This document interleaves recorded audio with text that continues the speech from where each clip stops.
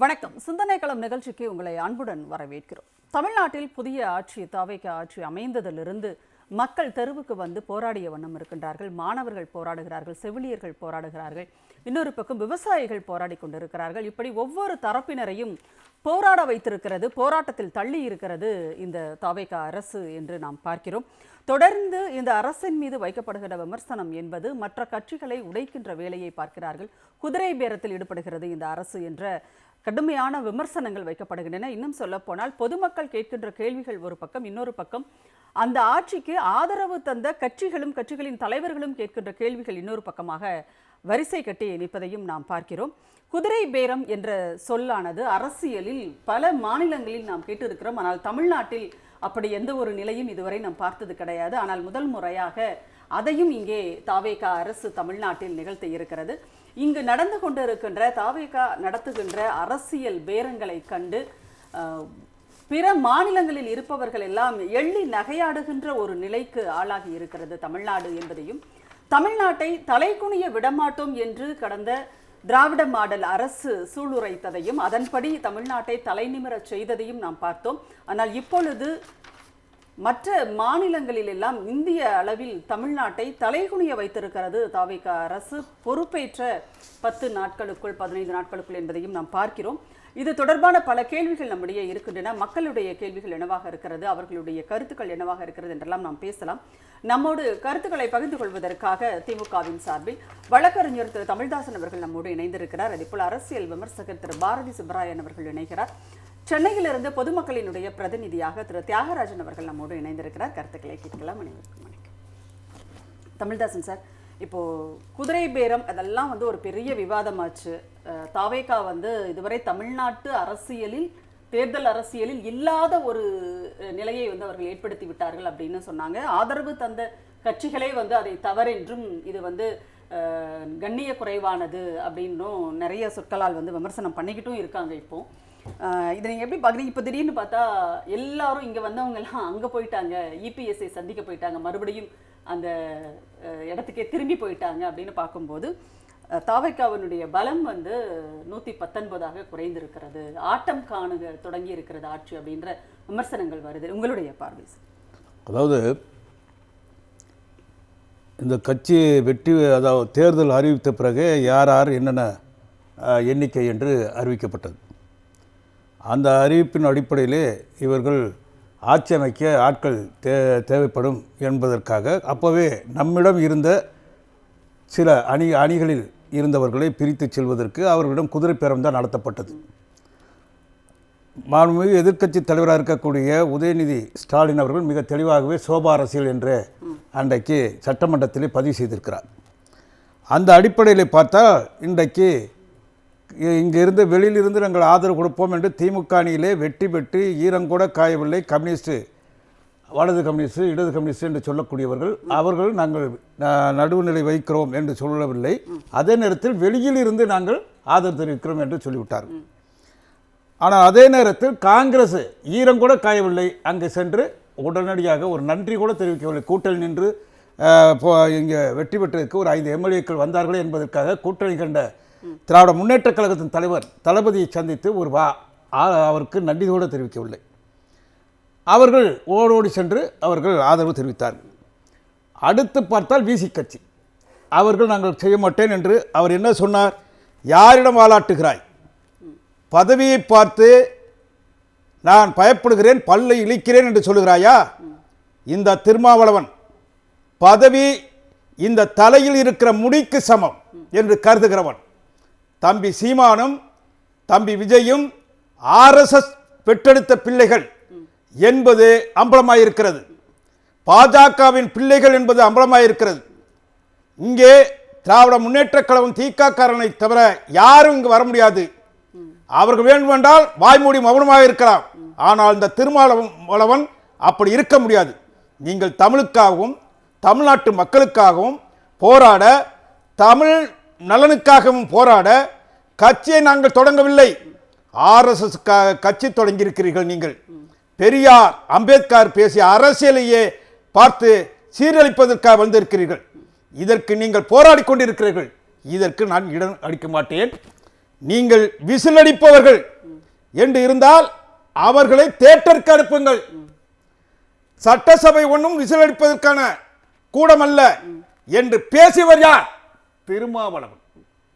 திருமாவளவன் இப்படி பேசிய, வீரம் பேசிய திருமாவளவன் சோரம் போனது எதற்காக? தாழ்த்தப்பட்ட மக்களுக்காக பாடுபடுகிறேன் என்று சொன்னவர் தானே. திராவிட முன்னேற்ற கழகம் சமூக நீதிக்காக போராடுகிற இயக்கம் நான் கடைசி வரை இருப்பேன் என்று, கூடவே இருப்பேன் என்று சொன்னவர் தானே. அவருடைய நலன் திராவிட முன்னேற்ற கழகத்திலிருந்து போனவர் தான் அவர். மாணவர் பருவத்திலிருந்து நான் அறிவேன். ஆனால் அப்படிப்பட்டவர் சென்றார். அடுத்து காங்கிரஸ் கட்சியை சேர்ந்தவர், ஈரம் கூட காயவில்லை, சென்று விட்டார்கள். இந்த ராகுல் காந்தி இந்த காங்கிரஸ் வருவதற்கு கண்டுகொள்ளாமல் இருந்த நேரத்தில் 2004 திராவிட முன்னேற்ற கழகம் ஆதரவு கொடுத்து மன்மோகன் சிங்கை அங்கே பிரதமராக்கியது. சோனியா காந்தியை பிரதமர் வர வேண்டும் என்று சொன்ன கட்சி திராவிட முன்னேற்ற கழகம், கலைஞர்.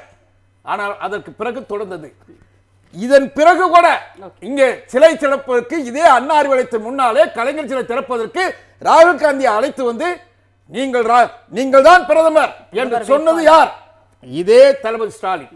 இந்தியா கூட்டணியுடைய தலைமை தாங்க வேண்டும் சொன்னது யார்? காங்கிரஸை, இதே ஸ்டாலின். அது மட்டுமல்ல, நீங்கள் நடைபயணம் தொடர்ந்தீர்களே, கன்னியாகுமரியில் தொடங்கி வைத்தது யார்? இவர்தான். எம்பி தேர்தல் சீட்டு பெற்று அதற்கு வெற்றி பெற்றீர்களே அத்தனை பேரும், அதற்கு யார்? திமுக, இதே ஸ்டாலின்.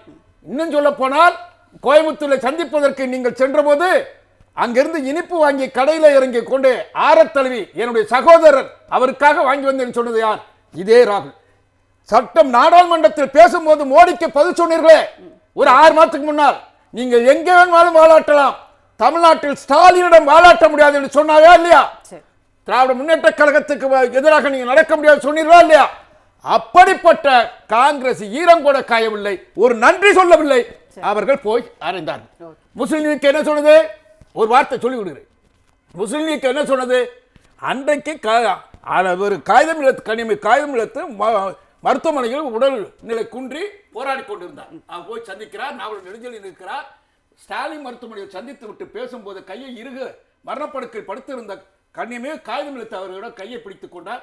ஐயா, நீங்கள் விட்டு விடாதீர்கள், நீங்கள் தான் காவலர், சிறுபான்மை மக்களுடைய உண்மையான காவலர் நீங்கள் தான், நான் உங்களிடம் ஒப்படைத்து விட்டு செல்கிறேன் என்று சொன்னதை ரிவாக் என்பவரை எழுதியிருக்கிறார். நான் கேட்கிறேன், இது கலைஞர் கூட நெஞ்சுக்கு நிதி பல்வேறு நூல்களில் எழுதியிருக்கிறார், சுட்டி காட்டியிருக்கிறார். இஸ்லாமிய மக்களுக்காக நாங்கள் இருக்கிறோம் என்று கடைசி வரை நிமிஷம் வரை சொன்னவர் யார்? சொன்ன காதல் மொழி தானே. நாங்கள் போக மாட்டோம், அமைச்சர்கள் சேர மாட்டோம் என்று சொன்னார்களா இல்லையா? ஆனால் தமீம் அன்சாரி என்ன சொன்னார்?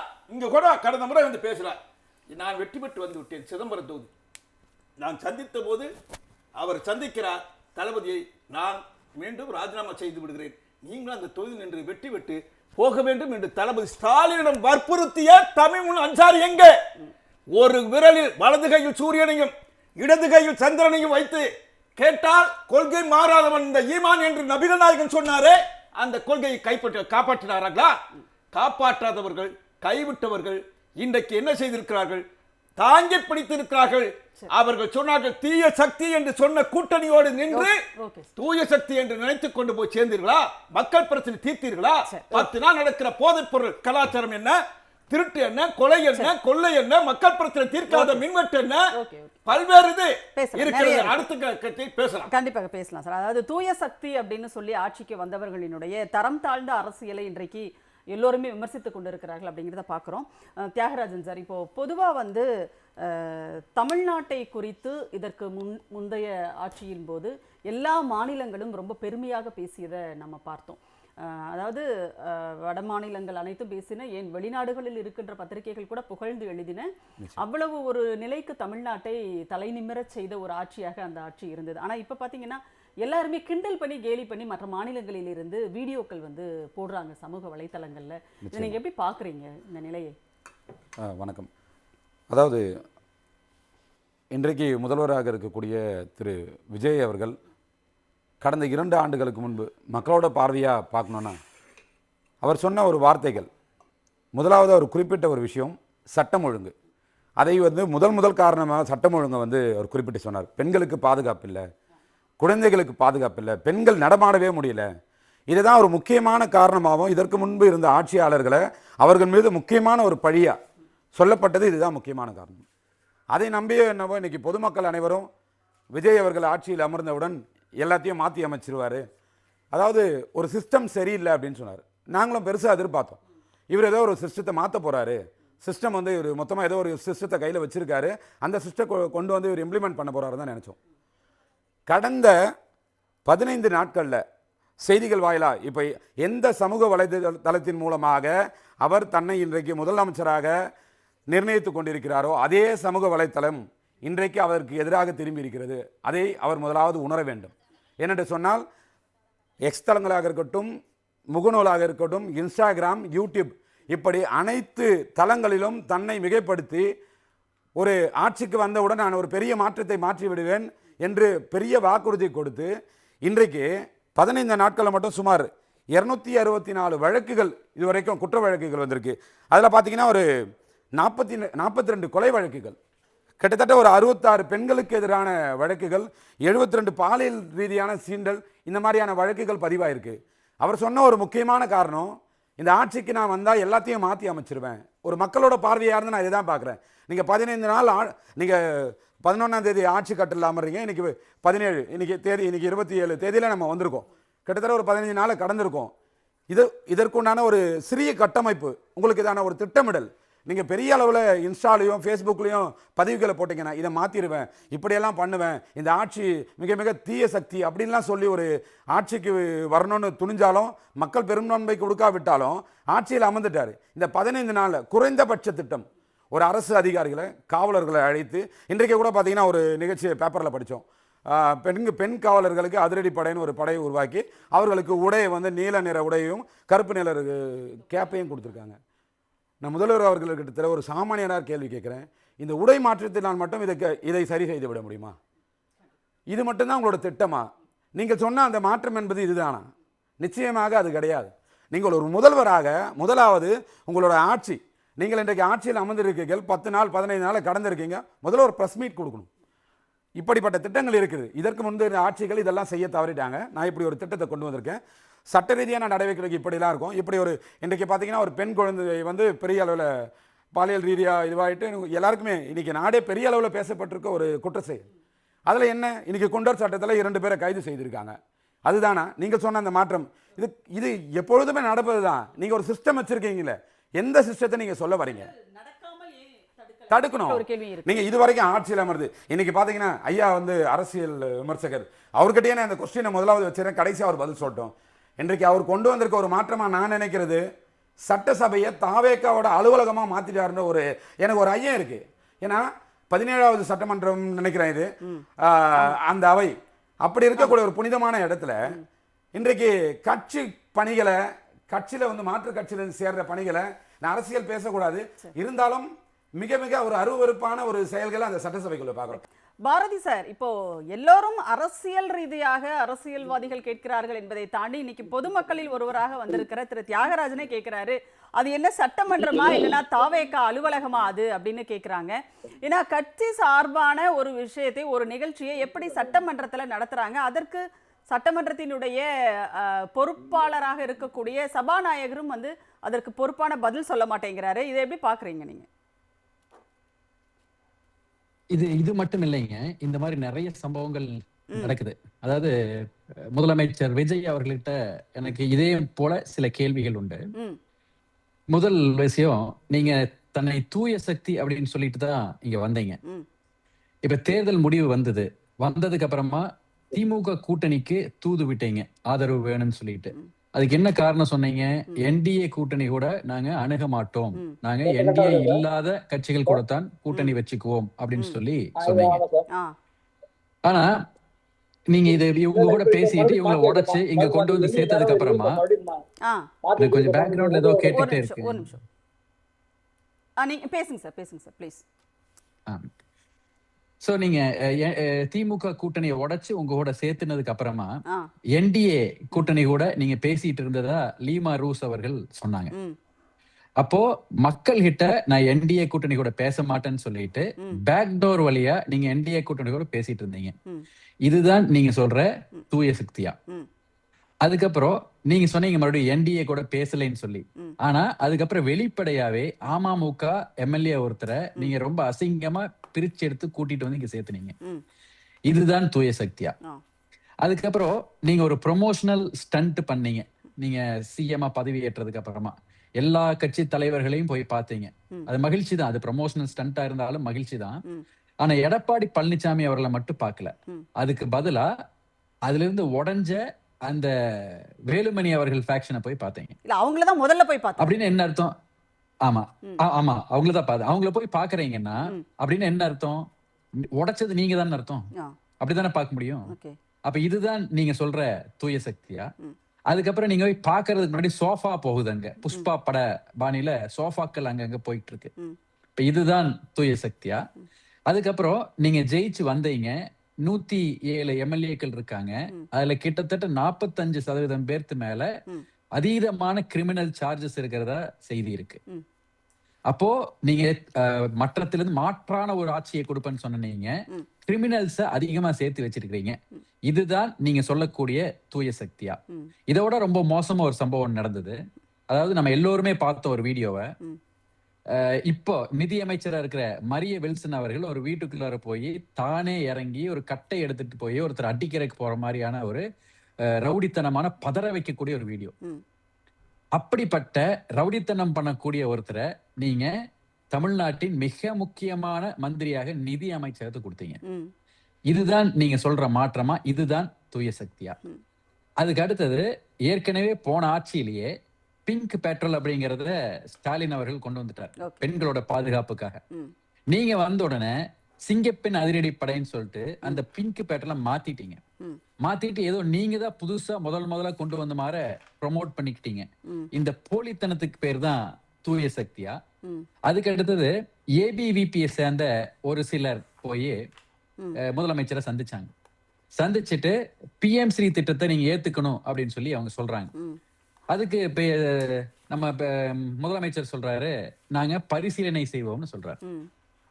இதே ஸ்டாலின் அவர்களா இருந்தா அப்படி சொல்லிருப்பாரா? இல்ல முதல்ல அவர் ஏபிவிபி ஆட்களை சந்திச்சிருப்பாரா? சோ இதுதான் நீங்க கொண்டு வர மாற்றமா? இதுதான் உங்களுடைய தூய சக்தியா? அதுக்கு அடுத்தது 4 எம்எல்ஏக்கள் ராஜினாமா செய்யறாங்க.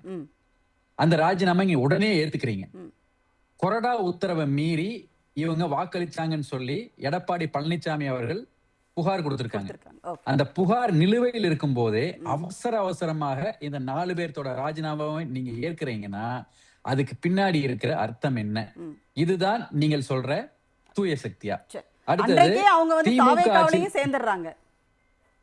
ஆமா, தாவேக்கால சேர்ந்துட்டாங்க, அடையாள அட்டையை வாங்கிட்டாங்க. இனி அடுத்தது போய் அவங்க தனியா நிக்க போறாங்க. இதெல்லாம் நடக்க போகுது. அதனாலதான் இது தூய சக்தியான்னு கேக்குறேன்.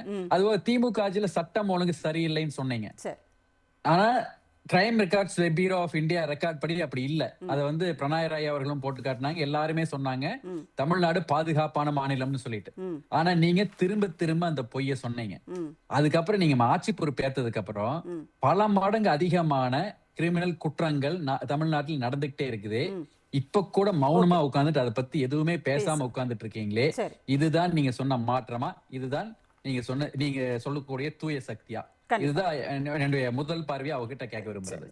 சரி, நன்றி பாரதி சார். நம்ம தொடர்ந்து பேசலாம். நம்மோடு கோவையிலிருந்து திரு கல்பனா அவர்கள் இணைந்து இருக்கிறார், பொதுமக்களினுடைய பிரதிநிதியாக. அவர்கிட்டயே நம்ம கேட்கலாம். கல்பனா மேடம் வணக்கம். கல்பனா மேடம் கேக்குதா? இணைப்புல இருக்கீங்களா? கேக்குதா? இல்ல, அங்க நீங்க மியூட்ல எடுங்க. உங்க பகுதியில தான் பிரச்சனை நினைக்கிறேன். மியூட் எடுங்க, பேசலாம். கேக்குதா மேடம்? கேக்குதுங்களா? ஓகே, ஃபைன், கேக்குது. இப்ப கேக்குது மேடம். வணக்கம். இப்போ தாவேகாவினுடைய தலைவர் பிரச்சாரத்தின் போது பெண்கள் பாதுகாப்பு, அப்புறம் சட்டம் ஒழுங்கு இதைதான் மெயினா பிரச்சாரம் பண்ணாரு. ஆனா இப்ப பாத்தீங்கன்னா ஆட்சி பொறுப்பேற்று 15 நாட்கள் ஆகுது. ஆனா இதுக்குள்ளேயே இவ்வளவு குற்றச்சம்பவங்கள், பெண்களுக்கு எதிரான குற்றங்கள் நடந்திருக்கு. ஆனா இப்ப வரைக்கும் அவர் எதுவுமே வாயே திறக்கல அப்படின்ற ஒரு குற்றச்சாட்டை வைக்கப்படுகிறது. நீங்க எப்படி பாக்குறீங்க? ஒரு பெண்ணாக திரு விஜய் அவர்கள் முதலமைச்சராக பொறுப்பேற்றதற்கு பிறகு இங்கே பெண்களுக்கான பாதுகாப்பு எப்படி இருக்கு தமிழ்நாட்டுல? முதல்ல ஒரு விஷயத்த நம்ம சொல்லிக்கணும். ஓட்டு, அதாவது தமிழக மக்கள் தன்னுடைய ஓட்டை போட்டு தமிழகத்துல ஒரு ஓட்டையை போட்டுட்டாங்கிறது தான் இங்க நிதர்சனம்.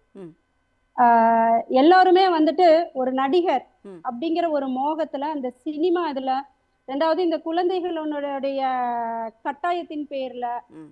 இப்படி நிறைய விஷயங்கள்ல ஒரு பிரமிப்புல போய் விழுந்துட்டாங்க. அதாவது பெண்கள் பாதுகாப்பு அப்படிங்கிறது ரொம்ப ரொம்ப மோசமா இருக்கு. அதாவது ஒரு 15 நாட்கள் தான் ஆகுது இவங்க ஆட்சி பொறுப்பேற்று. ம். வர்றதுக்கு முன்னாடி அவ்வளோ ஒரு வீரவசனம் பேசினாரு. ம். நான் ஆட்சிக்கு வந்தேன்னா அதை பண்ணிடுவேன் இதை பண்ணிடுவேன். நாங்கெல்லாம் என்ன யோசிச்சோம்னா, இவரு ஏதோ ஒரு சினிமா ஹீரோ மாதிரி வந்துட்டு எல்லாரையும் சுட்டு தள்ளி அப்படி ஒரு பெரிய ஒரு அதிரடி நடவடிக்கை எடுப்பாரு அப்படின்னு எதிர்பார்த்தேன். ஆனா ஒரு சின்ன வருத்தமோ ஒரு பேட்டியோ கூட இது வரைக்கும் அவரு நேரடியா பண்ணல அப்படிங்கறதுதான் மிக வருந்தத்தக்க செய்தி. ம். அதே மாதிரி போதை ஒழிப்பேன், கஞ்சா ஒழிப்பு, இந்த மாதிரி நிறைய விஷயங்களை எல்லாம் வந்துட்டு முன்னாடி பேசினாரு. ம். அதே வந்து ஆட்சி பொறுப்பேற்றதுக்கு அப்புறம் ம். இந்த சிங்க பெண்கள், ஒரு பெண்ணுக்கும் இனி ஒரு பெண்ணை வந்து பாதுகாப்புக்கு அனுப்புவாரா என்னன்னு தெரியல. ம். இந்த சிங்க பெண்கள் அப்படிங்கிற இந்த டீம் வந்து ம். இவருடைய சினிமால வரக்கூடிய அந்த பெயர்களை எல்லாம் வந்து இவரு நடைமுறையில கொண்டு வரணும் அப்படின்னு சொல்லி நினைக்கிறாருன்னு நினைக்கிறேன். ம். பொதுவா சொல்லுவோம், அதான் ஒருத்தர் வந்து உண்மையா கஷ்டப்பட்டு குதிப்பாரு மேல இருந்து, ம். எல்லாம் கயிறெல்லாம் கட்டிட்டு அவ்வளவு தூரம் வந்து உயிரை பணைய வச்சு குதிக்கிறவருக்கு பேர் வந்து நம்ம டூப்புன்னு வச்சிருப்போம். ம். பட் ஆனா நடிப்பாங்க இல்லைங்களா, ம். சினிமால வந்து குதிக்கிற மாதிரி தான் நடிப்பாங்க. ஆமா. அத வந்து இந்த இளைய சமூகம் இந்த அளவுக்கு ஒரு கண்மூடித்தனமா நம்புது அப்படிங்கறத நினைச்சுதான் ரொம்ப வேதனைப்பட வேண்டிய ஒரு விஷயமா இருக்கு. ஓகே. இப்படி நம்பிக்கையினால வந்துட்டு இவங்களுடைய கண்மூடித்தனமான நம்பிக்கையில இன்னைக்கு வந்து இந்த அளவுக்கு தமிழகம் ஒரு சட்ட ஒழுங்க இழந்து தலை குனிஞ்சு நிக்குதே அப்படிங்கறத நினைக்கும் பொழுது ரொம்ப வருத்தப்பட வேண்டிய ஒரு விஷயமா இருக்கு.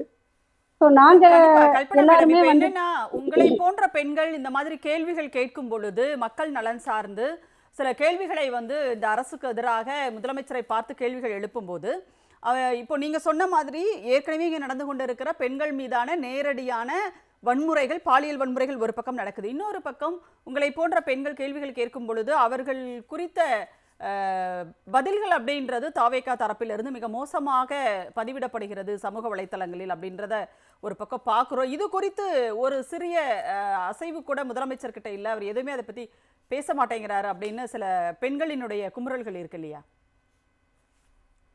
அதாவது ஓப்பனா சொல்ல போனா அவருடைய மனைவியை அவ்வளவு கேவலமா பேசினப்பவே அவர் வந்து வாய் மூடிட்டு அமைதியா தான் இருந்தாரு.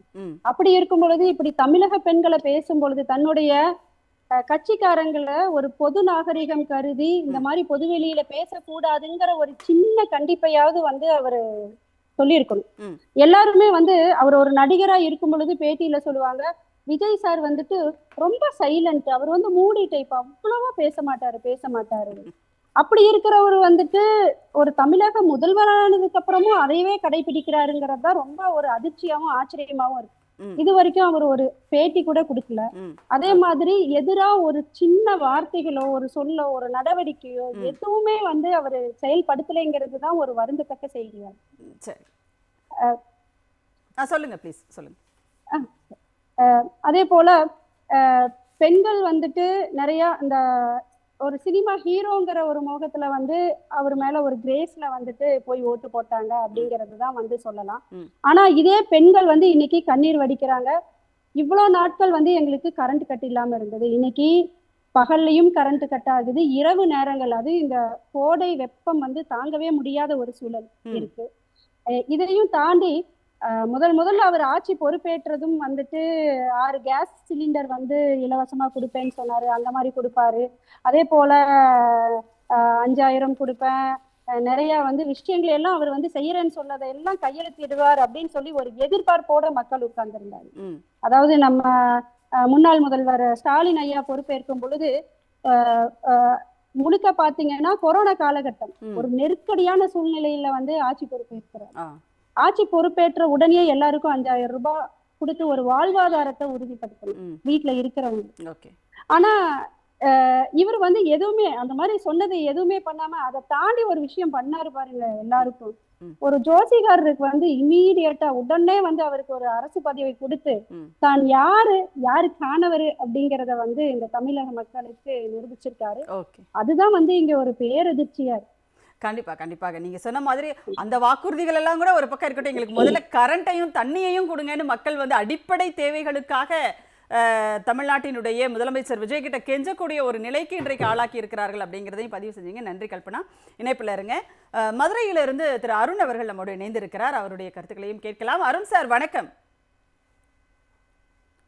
அருண் சார் கேக்குதா? மியூட் எடுத்து கேக்குதுங்களா? நீங்க உங்களுடைய ஒரு 15 நாட்களுக்கும் மேலாக தமிழ்நாட்டுல நடக்கிற இந்த புதிய ஆட்சியை வந்து நீங்க பார்த்துட்டு இருக்கீங்க. அதனுடைய செயல்பாடுகள் எப்படி இருக்கு? முதலமைச்சரினுடைய செயல்பாடுகள் எப்படி இருக்கு குறிப்பா? அதாவது இது வந்து புதிய ஆட்சின்னு சொல்ல முடியாது, ஒரு காட்சி மணிதான் இருக்கு. நமக்கு ஒரு படம் பார்த்த மணிதான் இருக்குது. இது வந்து என்ன செய்யறாங்கன்னா, இவங்க கிட்டத்தட்ட வந்து ஆட்சிக்கு வந்த உடனே வந்து நிதிநிலை அறிக்கை, வெள்ளை அறிக்கை நான் கொடுக்க போறேன், வைக்க போறேன் அப்படின்லாம் சொல்லிட்டு இருந்தாங்க. சரி ரைட்டு, வெள்ளை அறிக்கை கொடுங்க, எதுவும் பண்ணுங்க. அவங்க என்ன சொல்றாங்கன்னா 10.5 லட்சம் கோடியை வந்து கழுவி எடுத்துட்டு போயிட்டாங்கன்னு சொல்லி ஒரு அனுபவமே இல்லாத ஒரு அமைச்சர் கீர்த்தனாங்கிறவங்க குறிப்பிடுறாங்க. அவங்க ஒரு 30 வயசு பெண்மணிக்கு வந்து அதிகமா இடஒதுக்கீடு கொடுக்கணும், எல்லாமே அவங்களுக்கு உயர் பதவி வகிக்கணும்ன்றது நம்ம மாற்று கருத்து கிடையாது. ஆனா அவங்க எந்த அனுபவத்துல சொல்றாங்கன்னா 10.5 லட்சம் கோடியை வந்து வெறுமனே சொல்லிட்டாங்க. அதுல வந்து 5 லட்சம் கோடி வந்து கடந்த அதிமுக ஆட்சியில வாங்கப்பட்டது. அதுல 2.5 லட்சம் கோடி வட்டி கட்டியிருக்கோம். இந்த 2.5 லட்சம் கோடி தான் நாங்க கடனா வாங்கியிருக்கிறோம் அப்படின்னு சொல்றாங்க. அந்த தெளிவு நம்ம ஆட்சியாளர், நம்ம திராவிட முன்னேற்ற கழக ஆட்சியாளர் தரப்புல குறிப்பிடப்பட்டது. நிதித்துறை அமைச்சர் சார்பாக 36.5 லட்சம் கோடி இன்னைக்கு டேர்ன் ஓவர் ஜிடிஎஸ்பியா நம்ம கொடுக்குறோம். இது வந்து தேசிய அளவுல 400 லட்சம் கோடி, தேசிய அளவுல கிட்டத்தட்ட 12-13% சமன் செய்யுது. 28 மாநிலங்கள் இருக்கு. 28 மாநிலங்கள்ல 7-8 யூனியன் பிரதேசங்கள் இருக்கு. கிட்டத்தட்ட 29 வகுத்துக்கிட்டீங்கன்னா நம்ம வந்து 12% கொடுத்தா போதும். இன்னைக்கு நம்ம எத்தனை சதவீதங்களை கொடுத்துட்டு இருக்கிறோம்? கிட்டத்தட்ட ஒரு 30% மேலான வரிகளை நம்ம கொடுத்துக்கிட்டு இருக்கிறோம். அதுதான் நிதர்சனமான உண்மை. இவங்க 10.5 லட்சம் கோடியை நான் இது பண்ண போறேன், 10 லட்சம் கோடி கடன் இருக்கு, நான் எதையுமே செய்ய மாட்டேன்ற ஸ்டேட்மெண்ட்டை முதலே சொல்லிட்டாங்க. இவங்க எதையும் செய்ய மாட்டாங்க. இந்த கிட்டத்தட்ட 1000 ரூபாய் பணம் வந்து 15ஆம் தேதி கிரெடிட் ஆகணும்னு சொல்லிட்டு உதயநிதி ஸ்டாலின் அவர், எதிர்கட்சி தலைவர் உதயநிதி ஸ்டாலின் அவர்கள் அங்க வலுவா கண்டென்ஸ் பண்றாரு. 15ஆம் தேதி இன்னும் 2 நாள் இருக்கு, நீங்க 1000 ரூபாய் ஏத்தணும், ஏத்தாம இருங்க பாத்துக்குவோம் அப்படின்லாம் சொல்லி ஒரு மிரட்டல் துணியில சொன்னதுனால மக்கள் எல்லாம் பல பிரச்சனைகள் வந்துரும் அப்படின்னு சொல்லி கூட்டணி கட்சிகள்லாம் இன்னைக்கு சொன்னதுனால அந்த 1000 ரூபாய் போட்டு விட்டாங்க. மகளிர் உரிமை தொகை கிடைத்தது கூட திமுகவால தான் அப்படின்னு சொல்றீங்களா? கண்டிப்பா திமுகவினுடைய பிரஷர்னால, கம்யூனிஸ்டினுடைய பிரஷர், விடுதலை சிறுத்தைகளுடைய பிரஷர், மற்ற ஏனைய பிற கூட்டணி கட்சிகள்லாம் ஆதரவு கொடுத்தவங்கள பிரஷர்னாலதான் அவங்க பண்ணிருக்கிறாங்க. வேற மாற்று கருத்தே கிடையாது. அவங்களுக்கு பண்ணணும்ன்ற சிந்தனையே கிடையாது. இவங்க ஆரம்ப காலகட்டத்தில இருந்து ஒரு விஜய் வீட்டுக்கு ரைடு போறாரு ஒரு IRS உறுப்பினர். அவரும் இவரும் சேர்ந்து விசாரணைக்கு டெல்லிக்கு போறாங்க. டெல்லியில இருந்து வந்த பிறகு இவர் கட்சி ஆரம்பிக்கிறாரு. இந்த கட்சியில இவர் போய் சேர்றாரு. இது எல்லாமே வந்து ஒரு செட்டப் மாதிரியே இருக்கு. நமக்கு அடுத்து வந்து என்ன கேட்டா, செங்கோட்டையில் வந்து அதிமுக கட்சி பஞ்சாயத்துக்கு மத்திய சர்க்கார போய் அணுகிறாரு, உள்துறை அமைச்சரை போய் அணுகிறாரு. அவருக்கு வந்து தாவேக்களை சேர்றாரு. இதெல்லாம் வந்து ஒரு செட்டப் மாதிரி இருக்கு. ஆதவர்ஜனா, அதாவது இன்னைக்கு வந்து முதலமைச்சர் விஜய் அப்படின்றாங்க, இந்த சமூக வலைதளங்களை பாக்குறோம். முதல் போட்ட அமைச்சர் நம்ம ஆதவர்ஜனாங்கிறாங்க. பணம் இன்னைக்கு விளையாடுது. என்னைக்கு வந்து ஒரு தான் வெற்றி பெற்ற ராஜினாமா பண்ணி அந்த கட்சியில உடனே சேர்த்துக்கிட்டாங்க. சபாநாயகர் வந்து அத ஒரு ஆய்வு பண்ணாம அந்த நடவடிக்கையில ஏன் எடுத்தாங்க? இதெல்லாம் மிகப்பெரிய கேள்வி, ஜனநாயக ரீதியான கேள்வி. என்னதான் எதிர்கட்சியில இருந்தாலுமே வந்து அவர் நம்ம பாட்டாளி மக்கள் கட்சியினுடைய அன்புமணி ராமதாஸ் இன்னைக்கு ஒரு ஸ்டேட்மெண்ட் விட்டுருக்கிறாரு. இதெல்லாமே வந்து இவங்க திரும்பி நின்றாங்கன்னா எல்லா கட்சியுமே சேர்ந்து ஒரு பொது வேட்பாளரா நிப்பாட்டணும் சொல்ற அளவுக்கு இன்றைக்கு ஜனநாயகத்தை வந்து குத்தி வேரோடு அறுக்கக்கூடிய நிலை எங்க இன்னைக்கு இருந்து. அதுதான் உண்மை. இன்னைக்கு வர்றவங்களுக்கு புறாமே சோபா செட்டு போனதாக சொன்னாங்க. அதுக்கான தெளிவான விளக்கம் இருக்கா? இன்னைக்கு எத்தனையோ சிபிஐ ரைடு வர்றாங்களே, இன்கம் டாக்ஸ் ரைடு வர்றாங்களே, என்னமோ வர்றாங்களே, இவங்க சோபா செட்டு போனதுன்னு சொன்னாங்க. ஏதாவது சர்ச் பண்ணிருக்காங்களா யார் வீட்லயாவது? எத்தனையோ 1000 கோடிகள் அப்ப இன்னைக்கு பண பரிமாற்றம் ஆயிருக்கு, குதிரை பேரா நடந்திருக்குன்னு சொல்லி நம் தலைவர் ஸ்டாலின் அவர்கள் கூட குறிப்பிட்டு கொண்டே இருக்கிறார். அதுக்கு ஏதாவது நடவடிக்கை இருக்குதா? சரி. இவி மிஷின்ல பிரச்சனை இருக்கு, பேலட் ஷீட் கொண்டு வாங்கன்னு சொல்றாங்க. அதெல்லாம் ஏதாவது ஒரு பிரச்சனை இங்க ஏற்படுத்தி ஏதாவது ஒரு தீர்வு இருக்குதா அப்படின்றத நம்ம பார்க்க வேண்டியிருக்கு. இந்த ஆட்சி வந்து மிகப்பெரிய காட்சியா 15 நாள் ஓடி இருக்கு. இவர் காலையில 9:30க்கு ஆபீஸ்க்கு போறாரு, சாயங்காலம் 6 மணிக்கு போயிடுறாரு. அது என்ன ஒரு பியூன் வேலையா? நான் கேக்குறேன். முதலமைச்சர்ன்றது வந்து 24/7. அதாவது இந்த நீதி கேட்டு மணி அடிக்கிற மாதிரி எந்நேரம் அவரை அக்சஸ் பண்ணணும் மக்கள், அதிகாரிகள் அக்சஸ் பண்ணணும். போன தடவை ஜெயலலிதா அம்மா அக்சஸ் பண்ண முடியாம தான் இந்த செம்பரம்பாக்கம் ஏரி உடைஞ்சு ஊருக்குள்ள தண்ணி வந்து பல பிரச்சனைகள் ஏற்பட்டது. அதெல்லாம் நம்ம பார்த்திருக்கோமே. அக்சசபிலிட்டியா இருக்கணும் முதலமைச்சர். இவர் வந்து இங்க இருந்து நீலாங்கரையில போய் தங்கிக்கிறாரு. ஏன் இவர் பக்கத்துல ஒரு வீடு பிடிச்சிருக்க கூடாதா? இல்ல, முதலமைச்சருக்குனே அரசு வீடே இருக்கு, அங்க தங்கி இருந்து அவர் பார்க்கட்டுமே. 24/7 இருக்கணும். முதல்ல இவர் முதலமைச்சரா இருக்கணும். இவருக்கு வாய் இல்லையா? தாவேகாவினுடைய சட்டமன்றத்தில் அவர்களுடைய பலம் அப்படிங்கிறது குறைஞ்சிருச்சு. அது வந்து எப்பொழுது வேண்டுமானாலும் அந்த ஆட்சி வந்து ஆட்டம் கண்டு கொண்டு இருக்கிறது. இன்னும் அவங்களுக்கான அந்த பெரும்பான்மை அப்படிங்கிறது இல்லை அப்படின்ற ஒரு சூழல்ல இன்றைக்கு டெல்லிக்கு பயணமாகி இருக்கிறார் தமிழ்நாடு முதலமைச்சர். இது ரெண்டுக்கும் ஏதாவது தொடர்பு இருக்கிறதா? மோடி அவர்கள்ட்ட போய் பேசியிருக்கிறாரு, ஆனால் அது வந்து அஃபிஷியலாக பேசியிருக்காங்கன்னு சொல்கிறாங்க. ஆனாலும் இந்த இதுக்கும் பெரும்பான்மை இல்லாத ஒரு சூழலுக்கும் இந்த சந்திப்புக்குமான தொடர்பு இருக்கிறதா அப்படின்ற கேள்வியெல்லாம் இன்னைக்கு சமூக வலைத்தளங்களில் வந்துட்டுருக்கு. அதாவது இது வந்து காலதாமதமான முடிவாக நீங்கள் பேசுகிறது, உங்களை போன்றவர்கள் பேசி அவர்கள் புரிந்து கொண்ட அதாவது சமூக வலைத்தளங்களை புரிந்து கொண்டதாக சொல்வதெல்லாம் காலதாமதமானது என்பது தான் நான் சொல்லுவேன். இப்போ நண்பர் ஏற்கனவே பேசியது போல் ஏற்கனவே சந்திப்புகள், செங்கோட்டையன் போன்றவர்கள் சந்திப்பு, ஆதவ் அர்ஜுனா சந்திப்பு, சிபிஐ வழக்கு என்று சொல்லி டெல்லிக்கு கொண்டு போன சந்திப்பு, அங்கே 2 முறை சந்தித்து வந்து பேசி வருவது, கைமாறிய பல மூட்டைகள் சந்திப்பு, நிற்க வைத்த நிர்பந்தம், இப்படியெல்லாம் இருந்தது பாஜகவுக்கு இப்பொழுதும் இருக்கிறது. அதனுடைய தொடர்பு எப்போதுமே விஜய்க்கு அவர் அரசியலில் இறக்கி விட்டது, இந்த களத்தில் இறக்கி விட்டு ஆழம் பார்ப்பதே அவர்கள் தான், பாரதிய ஜனதா கட்சி தான். அதில் எந்த சந்தேகமும் இல்லை. பாரதிய ஜனதா கட்சியை பற்றி அதான் நான் இப்பொழுது முன்னாலே பேசிய போது கூட நண்பர் திருமாவளவன் அப்படியே நீங்க சொல்ற மாதிரி அவங்க தான் இதெல்லாம் பண்ணாங்க, பாஜகவும் RSS தான் விஜயை வந்து அரசியலுக்கு கொண்டு வந்தாங்க, வளர்த்து விட்டாங்க அப்படின்னு நீங்க ஏற்கனவே திருமாவளவன் அவர்கள் சொன்னதையும் அதே ஸ்டேட்மெண்ட் தான் அவர் சொன்னார். ஆனா இன்னைக்கு அமமுகவில் இருக்கிற ஒரு எம்எல்ஏவை அவங்க வந்து வளர்ச்சி உள்ள கொண்டு போயிட்டாங்க அப்படின்றத பாக்குறோம். ஆனா பாஜகவுக்கு ஒரே ஒரு எம்எல்ஏ இருக்காரு, அவரை வந்து அவங்க தொடவே இல்லையே. அப்படி பார்த்தா அப்படி அல்ல, அது வந்து வெளிப்படையாகவே தெரிந்துவிடும். அது வந்து அவர் இவங்க போயிருக்காங்களே, இப்போ குதிரை பேரம் பேசி சத்யபாமா, மரகதம் குமரவேல், ஜெயக்குமார், அதை போல இசக்கி சுப்பையா உட்பட 4 பேர் போயிருக்காங்க அதிமுக இருந்து. ஆனால் அவரை வந்து வெளிப்படையாக தெரிய வேண்டாம் என்பதுதான் அவர்களுடைய கருத்து. ஆனால் அதே நேரத்தில் பின்னணியில் இருப்பவர்கள் இவர்கள் தான். சரி, வந்தே மாதரம் பாடலை திணித்தது யார்? நாம் ஏற்கனவே அந்த பாடலை நீங்கள் திணித்தது யார்? 3ஆம் இடத்துக்கு தமிழ்த்தாய் வாழ்த்தை தள்ளியது யார்? இன்று போய் நீங்க கேட்குறீங்களா தமிழ்த்தாய் வாழ்த்துக்கு அனுமதி? ஒரு தமிழ்நாட்டில் இருந்துக்கிட்டு தமிழனா இருந்து நீங்க போய் அதை கேட்கலாமா?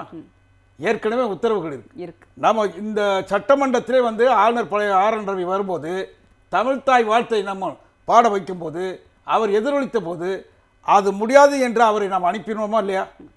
எவ்வளவு எதிர்ப்பு தெரிவித்தோம்? அந்த துணிச்சல் இருக்கிறதா? பாவேந்தர் பாரதிதாசன் மிக தெளிவாக சொன்னார், தமிழாய்ந்த தமிழ் மகன் தான் முதலமைச்சர் வருதல் வேண்டும் என்று சொன்னாரா இல்லையா? அப்ப ஜோசப் விஜய்க்கு எங்கே போனது இந்த அறிவு? யாரிடமிருந்து பெற்றார்? குதிரைப்பேர அரசியல் நடத்துகிற இந்த ஜோசப் விஜய்க்கு தமிழ்த்தாயினுடைய வாழ்த்தை பாடுவதற்கு பதவியேற்பு விழா, அதை போல சரி அது நடக்கவில்லை. அதை போல அமைச்சர்கள் பொறுப்பேற்பு விழா, அதுவும் நடக்கவில்லை. அதை போல மறுபடிக்கும் அமைச்சர்கள் பொறுப்பேற்பு, அதுவும் நடக்கவில்லை. சட்டமன்றத்தில் வந்து இப்படிலாம் இருக்கும்போது இந்த புத்தி எங்கே போனது? இந்த அறிவு எங்கே போனது? இல்ல, அது ஏற்கனவே இங்க வந்து தமிழ்த்தாய் வாழ்த்து பாடுகின்ற மரபு இங்க இருக்கிறது, தமிழ்நாட்டில் தொடர்ந்து இருந்துட்டு தான் இருக்கு. இன்னொரு பக்கம் இந்த தமிழ்த்தாய் வாழ்த்தை மாநில பாடலாகவே கடந்த திராவிட மாடல் ஆட்சியில வந்து அறிவிக்கப்பட்டது, ஆணை வெளியிடப்பட்டது. இவ்வளவும் நடந்துட்டு இருக்கும் போது இப்ப திடீர்னு போயிட்டு அங்க போய் பெர்மிஷன் கேட்க வேண்டிய தேவை, அனுமதி எப்படி கேட்கலாம்? அதாவது ஏற்கனவே இருக்கிற நடைமுறைகள் இருக்கு, மரபும் இருக்கு, சட்டமும் இருக்கு. கொண்டு வந்து சட்டமும் அவர் வந்து சுவாமிநாதன் என்ற ஒரு நீதிபதி கேட்டார் என்பதற்காக சட்டமாகவும் ஆக்கிட்டோம். அந்த சட்டத்தை ஆக்கியது மட்டும் தனியார் நிகழ்ச்சியில் கூட பாடணும். நம்ம போட்டிருக்க உத்தரவு அப்படி. தளபதி அவர்கள் மிக தெளிவாகவே தளபதி மு.க. ஸ்டாலின் போட்டிருக்க உத்தரவு இருக்கு. பாடப்படுகிற பாடல் கூட இசைத்தட்டா போடக்கூடாது, நீங்கள் பாடணும், லைவா பாடணும். ஆமாம் அப்படின்னு சொல்லியிருக்கு. இந்த அளவுக்கு இருக்கக்கூடிய பாடலை தமிழ்த்தாய் வாழ்த்தை புறக்கணித்து எப்படி நீங்கள் செய்யலாம்? ஓகே. அது மட்டுமல்ல, இவர்கள் வந்து இப்போ நம்ம இருக்கிறது ஏற்கனவே பார்த்தீர்கள் என்றால் இந்தியை திணிக்கிறார்கள். 1 முதல் 9ஆம் வகுப்பு வரை சிபிஎஸ்சி பாடத்திட்டத்தில் திணித்தது சமஸ்கிருதம். இது வந்து எதிர்த்தாரா? ஏதாவது இப்போ வந்து பிஎம் ஸ்ரீ திட்டம் குறித்து ஆலோசிப்போம். இது வந்து எப்படி ஏற்றுக்கொள்ள முடியும்? சரி, தமிழ்நாட்டின் உரிமை மேகதாதுக்கு உடனே குரல் எழுப்பியிருக்க வேண்டாமா? மேகதாது அணை கர்நாடகம் கட்டு அவர் பிரதமர் கிட்ட நேர்ல போயிட்டு நீ முதல்ல வந்து நீ அறிக்கை விட்டுருக்கணும், எதிர்ப்பு தெரிவித்திருக்கணும். அது வந்ததா? பெட்ரோல் டீசல் விலை ஏற்ற பிரதமருக்கு உடனே எச்சரிக்கை செய்வதற்கு நீங்க வந்து முன் வந்தீர்களா? இதே தளபதி ஸ்டாலின் முதலமைச்சராக இருக்கும்போது எவ்வளவு எச்சரிக்கை செய்தார்? இப்பொழுதும் எச்சரிக்கை செய்துட்டு தான் இருக்காரு. அது மட்டுமல்ல, நீட்டு எதிர்ப்பை பற்றி நீங்க பேசுனீங்களா? அது டாஸ்மாக் கடையில் இவ்வளவு பேர் போராட்டம் நடத்துறானே, ஏதாச்சும் நீங்க பேசுனீங்களா? ஆனா குதிரைப்பேரம் அரசியல் நடத்தி அங்க இருக்கக்கூடிய கோட்டையை மரபுக்கு அப்பாற்பட்டு சட்டத்திற்கு அப்பாற்பட்டு கட்சி அலுவலகமாக மாற்றிக் கொண்டிருக்கிறார்கள். அது செய்யலாமா? கட்சி அலுவலகம் என்பது உங்க வீட்டில் வச்சுக்கங்க, உங்க அலுவலகத்தில் வச்சுங்க.